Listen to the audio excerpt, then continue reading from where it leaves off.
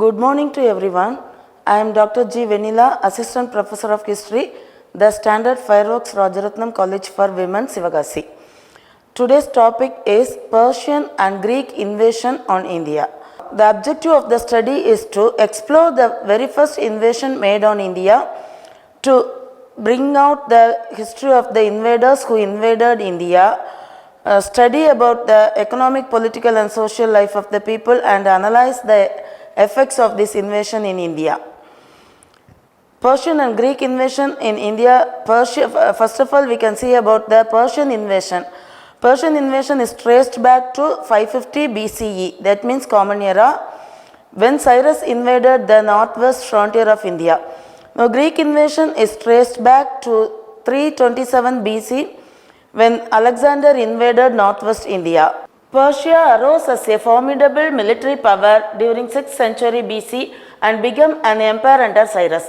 Cyrus, the founder of Asmodean Empire in ancient Iran, invaded the northwest front of India in 550 BC.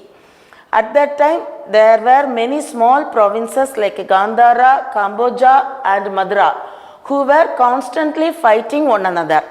At that time, Bimbisara of the Haryanka dynasty was ruling over Magadha. Cyrus succeeded in bringing under Persian control all the Indian tribes west of the Indus like Gandhara.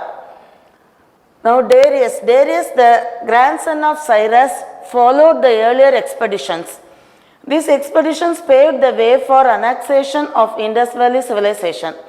Herodotus says that India was the 20th satrapy of the Persian Empire.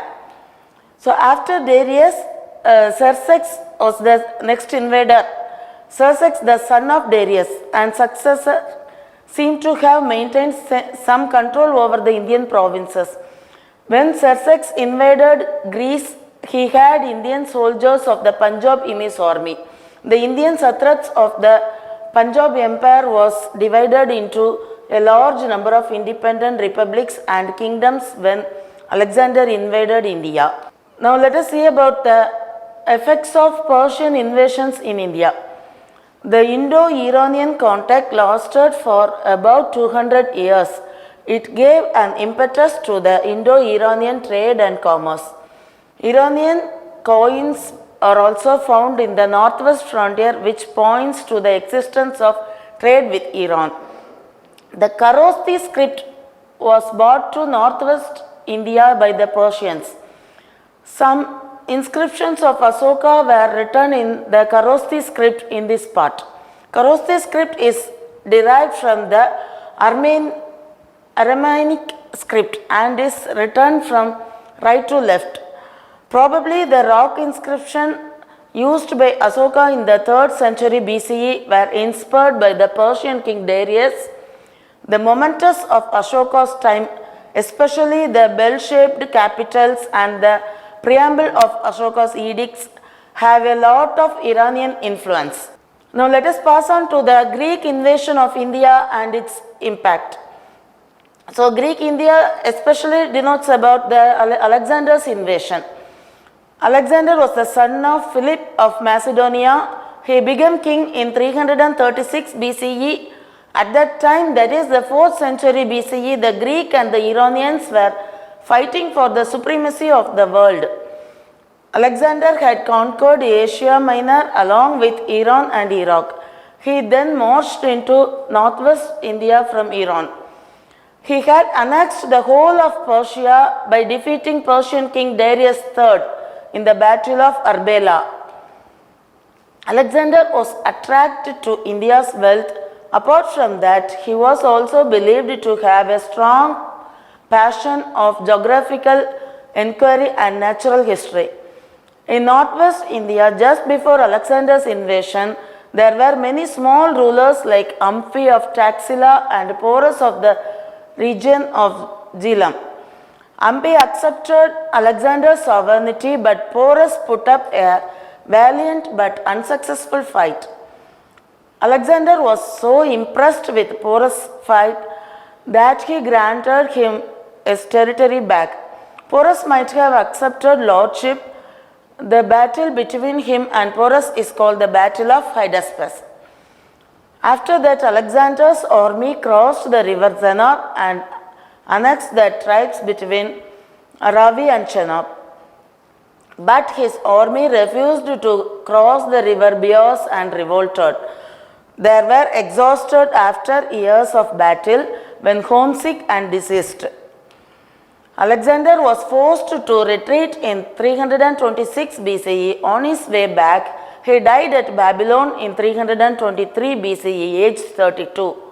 His dream of an Eastern empire remained unfulfilled. He marked the farthest point of his advance. He erected 12 huge stone altars on the north bank of Beos. He remained in India for 19 months.